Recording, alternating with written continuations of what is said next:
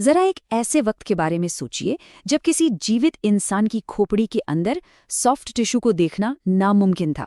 Doctor सिर्फ अंदाजा लगा सकते थे कि अंदर क्या चल रहा है। और फिर एक मशीन आई जिसने सब कुछ बदल कर रख दिया। मतलब ये कोई छोटा मोटा सुधार नहीं था, ये तो मेडिकल साइंस में एक क्रांति थी। इसने डॉक्टरों को दिमाग के अंदर की बीमारियों को पकड़ने की एक ऐसी ताकत दी जो पहले कभी थी ही नहीं। आइए इस ऐतिहासिक मशीन की कहानी में थोड़ा और गहराई से उतरते हैं। तो इस कमाल की मशीन का नाम था EMI Mark 1 और मजे की बात यह है कि इसे बनाया था इलेक्ट्रिकल एंड म्यूजिकल इंडस्ट्रीज ने। जी हाँ, EMI ने। इसे सिर्फ एक काम के लिए डिजाइन किया गया था, इंसानी दिमाग को स्कैन करना। और इसका पहला इस्तेमाल एक ऐसी महिला पर किया गया था जिसके मस्तिष्क में ट्यूमर होने का शक था। तो सवाल ये है कि आखिर ये मशीन काम कैसे करती थी। अच्छा, इसे समझने के लिए ना पहले इसके जो मेन पार्ट्स हैं उन पर एक नज़र डालते हैं। तो इसके जो मेन हिस्से थे उनमें एक एक्सरे ट्यूब थी, एक सोडियम आयोडाइड डिटेक्टर, एक रेफरेंस डिटेक्टर और हाँ, कुछ बहुत ही अनोखी चीजें भी थीं, जैसे मरीज के सिर के लिए एक सपोर्ट और एक रबर वाटर बाथ। चलिए एक एक करके इन सबको समझते हैं। तो सबसे पहले बात करते हैं एक्सरे बीम की। देखिए, ये कोई आम बीम नहीं थी, इसे नैरो पेंसिल बीम कहते थे। मतलब एक बहुत ही पतली और फोकस्ड किरण। और इसका मकसद था स्कैटर्ड रेडिएशन को कम से कम करना। मतलब वो रेडिएशन जो टारगेट से टकराकर बिखर जाता है ना, और तस्वीर को धुंधला कर सकता है। इसकी वजह से इमेज की क्वालिटी एकदम साफ आती थी। अच्छा, तो इस बीम से सारी जानकारी इकट्ठा कौन करता था? ये काम था सोडियम आयोडाइड डिटेक्टर का। इसे हम मशीन की इलेक्ट्रॉनिक आंख भी कह सकते हैं। और यहाँ एक बहुत ज़रूरी बात है, हर स्लाइस के लिए सिर्फ एक ही डिटेक्टर था। ये बात याद रखिएगा, क्योंकि आगे चलकर पता चलेगा कि यही मशीन की धीमी रफ्तार का एक बहुत बड़ा कारण था। और फिर आती है एक बड़ी अजीब सी चीज, वाटर बाथ। हाँ, सुनने में थोड़ा अजीब लग सकता है, लेकिन ये बहुत जरूरी था।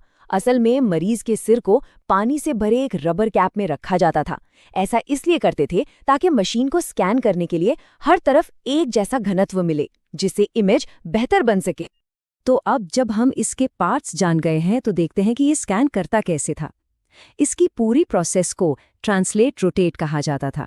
और ये नाम, सच कहूं तो इसके काम करने का तरीका और इसकी सबसे बड़ी कमी दोनों को ही एकदम सही सही बताता है। देखिए, इसकी प्रोसेस ना अपने आप में बहुत दिलचस्प थी। सबसे पहले एक्सरे ट्यूब और डिटेक्टर एक सीधी लाइन में मरीज के सिर के एक तरफ से दूसरी तरफ जाते थे। इसी को ट्रांसलेट कहते हैं। इस दौरान वो 160 अलग अलग माप लेते थे। इसके बाद पूरी की पूरी मशीन सिर्फ 1 डिग्री घूमती थी और फिर यही पूरा प्रोसेस फिर से दोहराया जाता था। जरा सोचिए, एक सीधी लाइन में स्कैन करना और फिर सिर्फ 1 डिग्री घूमना। और ये साइकिल एक बार नहीं, 2 बार नहीं, पूरे 180 बार दोहराया जाता था। हर बार 1 डिग्री का रोटेशन, जब तक कि आधा चक्कर पूरा ना हो जाए। आप अंदाजा लगा सकते हैं कि ये कितनी धीमी और मेहनत वाली प्रक्रिया रही होगी। तो अब थोड़ा सा गणित लगाते हैं। हर 1 डिग्री के रोटेशन पर 160 माप और ये 180 बार। इसका मतलब हुआ कि दिमाग की सिर्फ एक पतली सी स्लाइस की इमेज बनाने के लिए मशीन को 28,800 डेटा पॉइंट्स इकट्ठा करने पड़ते थे। वाकई ये एक बहुत ही धीमी और जटिल प्रक्रिया थी। तो इस पहले सीटी स्कैनर की सबसे बड़ी कामयाबी क्या थी और इसकी कमियां क्या थीं? चलिए अब इसके फायदे और नुकसान को तौलते हैं।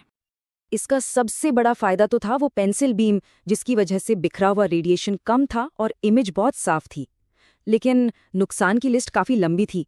पहली बात, ये बहुत ही ज़्यादा धीमा था और इसका जो बार बार रुकने और चलने वाला ट्रांसलेट रोटेट मोशन था, उसकी वजह से इमेज में मोशन आर्टिफैक्ट्स आ जाते थे। मतलब तस्वीर में धुंधलापन या धारियां सी बन जाती थी। इसके अलावा इसका जो सोडियम आयोडाइड डिटेक्टर था, वो हवा से नमी सोखकर जल्दी खराब हो जाता था और हर बार सिर्फ 1 डिग्री घूमना, ये भी मशीन के हिसाब से बहुत ही इनएफिशिएंट था। इसकी सुस्ती को और अच्छे से समझने के लिए जरा इस बात पे गौर कीजिए। सिर्फ एक स्लाइस को स्कैन करने में 4 से 5 मिनट लगते थे। सोचिए, अगर किसी मरीज के दिमाग का 10 स्लाइस का स्कैन करना हो तो इसमें आधे घंटे से भी ज्यादा का वक्त लग जाता था, जो कि उस समय के हिसाब से बहुत बहुत ज्यादा था। तो अब सवाल ये उठता है कि इतनी सारी कमियों के बावजूद इस मशीन को एक जबरदस्त कामयाबी क्यों माना जाता है? क्योंकि इसकी खामियों से कहीं ज्यादा जरूरी था इसका योगदान। इसने भविष्य के लिए एक नींव रखी थी। सबसे जरूरी बात ये थी कि EMI मार्क आई ने ये साबित कर दिया कि कंप्यूटर टोमोग्राफी यानी सीटी स्कैन का जो कॉन्सेप्ट है वो काम करता है।